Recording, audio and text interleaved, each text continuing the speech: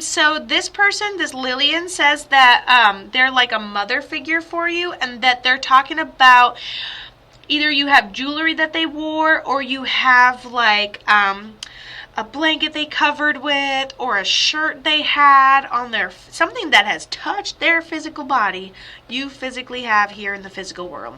This person's like a mother figure. I think that you probably look alike, so you're probably family.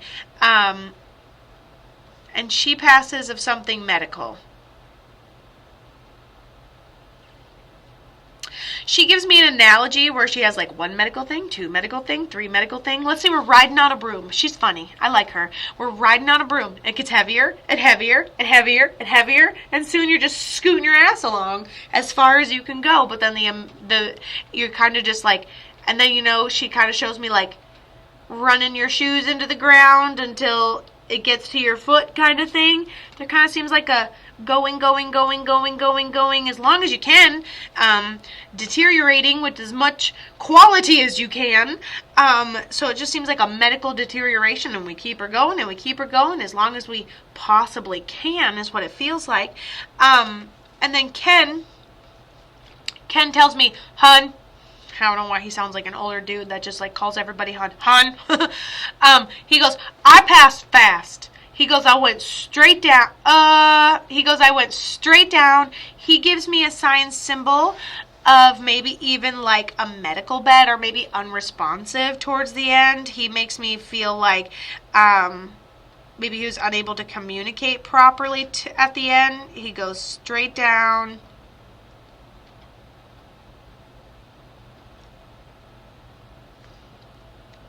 Hold on. I feel like he's affecting all my senses, and he's going to make me sneeze. He's literally plugging my nose. Oh, Ken did? Oh, this is Ken? That's how Ken ended up passing? Cancer to it. Lillian passed cancer to the brain. And then I'm sitting here becoming more and more. You can hear it. All right, that's cool. All done. Woo! Done, please. Okay. Lillian got cancer to the brain. Oh my goodness. And I'm sitting here being like, I don't know why I'm getting congested. Feel like I'm going to sneeze. Just kidding. I'm getting completely congested. Okay. All right. Okay.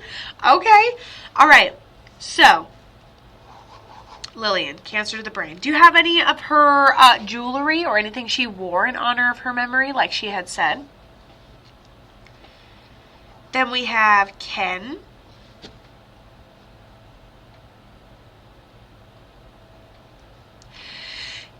He seems like he's got square shoulders.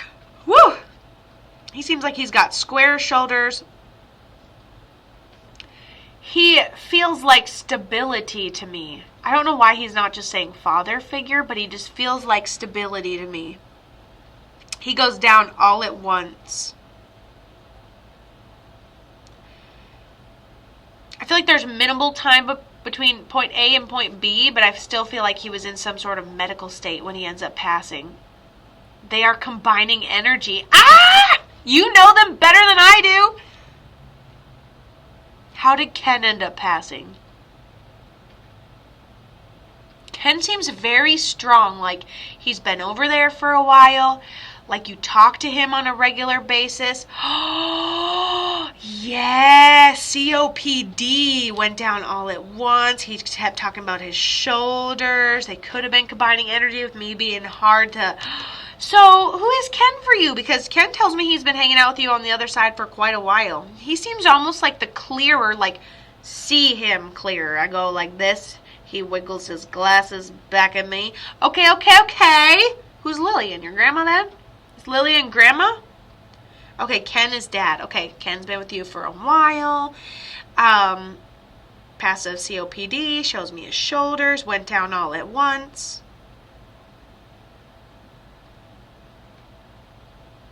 I feel like dad catches a sickness. So I get that dad has COPD. Dad tells me like, yeah, he knew he had it for a while, and sometimes he like sometimes you have hard days. You go down for the night. And it just seemed like that. But it progressed. It was like,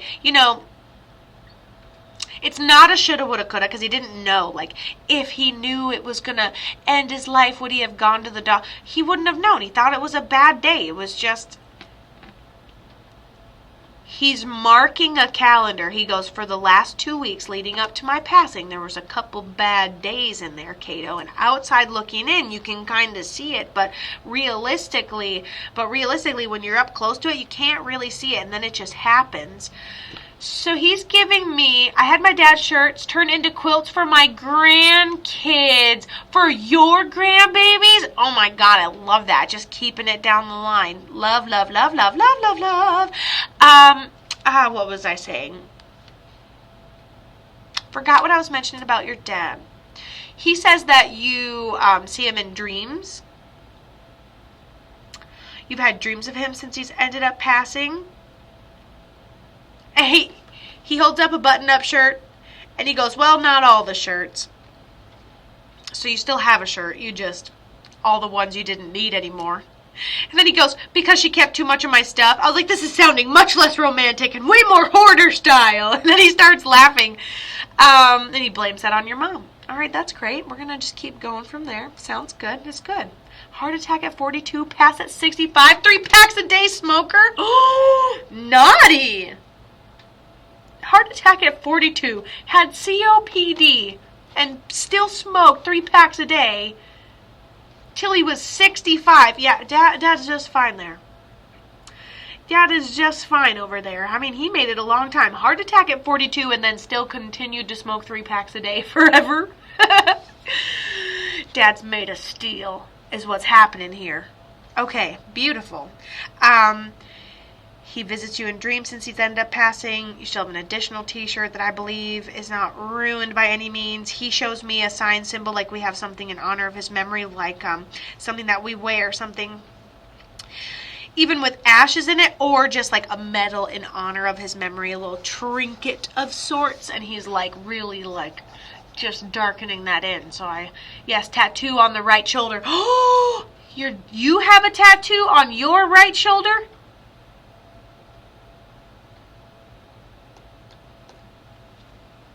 Because he literally was talking to me about shoulders. He hated tattoos, and you have a tattoo on the right shoulder for him. You guys can't see this, but I was up here drawing shoulders a minute ago. Where are they? It looks like a funky little neckline. These are shoulders. And you yourself have a tattoo in honor of his memory, something that you wear right on your shoulder. Because he's always with me. He really is. I told you I brought in Ken and I brought in Lillian. And Ken, I'm not saying they weren't both strong. They're both equally strong. But hands down, Ken is 20 times million more clear. So there's been communication. You get your signs. He sends you your coincidences. He makes me feel like you're me when I was, figuring out what meditation was. First time I ever thought to myself and called it meditation, I thought about a camping trip. And I was like, that's lame. That's dumb. Right? And you know how Hulu, like if you're watching Hulu, the commercials like scream at you and then the movie's really quiet, right? And so I got done meditating about camping, which was, in my opinion, a freaking waste. And then I go into the living room after I'm done with my shower and everything. And all of a sudden, just loud, campers for sale, campers for sale. And that is like the coincidences that I look for now. The dot to dot to dot to dot. It's how he communicates with you too. Both my Nana and Dad blame my mom. She's still living and don't talk to her. Well, it's pretty incredible that they can be blamed for somebody having a heart attack and then smoking 3 packs a day until the age of 65. Here's what I feel off that. Nana and Dad blame my mom. So, first of all, I can see right now that nobody in spirit blames your mom. Nobody that has the authority blames your mom. Okay?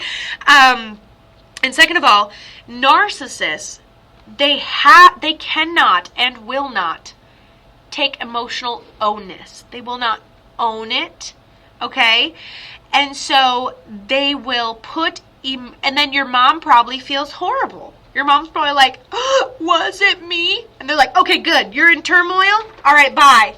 So then they don't have to think about all the other things they have to be guilty for. Okay, so a narcissist will be like, okay, you feel bad about that? Deuces.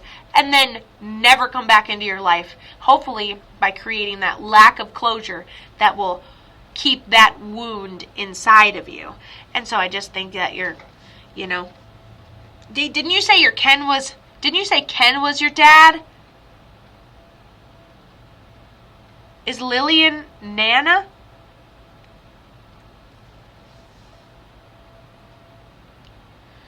Both my Nana and Dad blame my mom. What do they blame your mom for?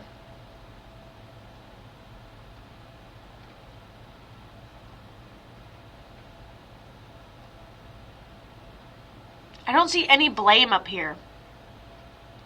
Unless they're trying to tell me your mom's the narcissist. Their unhappiness. Damn, I wish I could blame someone for my unhappiness, because I'm responsible for my own happiness. So I really can't take your dad's side. I can't take the dead people's side on this one, because I don't see that onus up here. And it's pretty sad that mom's eventually, like, the timeline of her physical world, people put her happiness on them. And so yeah, she is also my brother.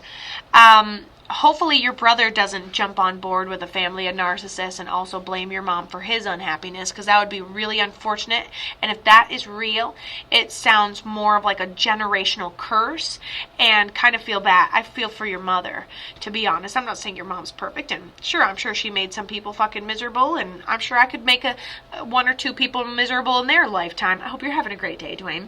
And I'm sure I could make a couple people miserable in their lifetime, and I'm not saying she wasn't responsible for some miserable acts, but to chalk up all your misery on one person, that's like me chasing my mom around telling her she was a piece of crap my whole life. Like, it just doesn't do anything. It doesn't, they can't own up, they can't claim happiness, so not a huge fan of that answer. I'm not saying your mom is perfect, but I'm also saying, like, can't talk shit on a dead person, and you really can't let dead people talk shit on living either. And so yeah, I just feel like, I don't know, I don't think your mom deserves that. Even if your mom's a piece of crap, even if your mom is responsible for your unhappiness, forgive her. Forgive her so you can have a good life. Don't live your whole life, everything sucked because of my mom, and then your life is done. Holy shit, what a waste. What a whole waste of time. I don't know, I'm not saying your mom couldn't have been better, but I am saying, like, let's have some onus. Let's have some onus. We're all not perfect either. Yes, I forgive her. And you know what? You don't have to forgive. You don't have to forget. The last thing you should do is forget. Understand, because things that happen to you in your childhood and the way people affect you, it's going to happen to you again with a different face on it. Same situation, brand new face. And that cycle could also be birthed from your childhood because of your mom, but you have found a life of happiness away from that, I'm not saying your mom's perfect. Maybe she's a whole piece of crap. I'm more of saying, like, we all have to kind of, like, delusionally live happy because it sucks here. That's all I'm saying, But yeah, I like her energy a lot. Boom.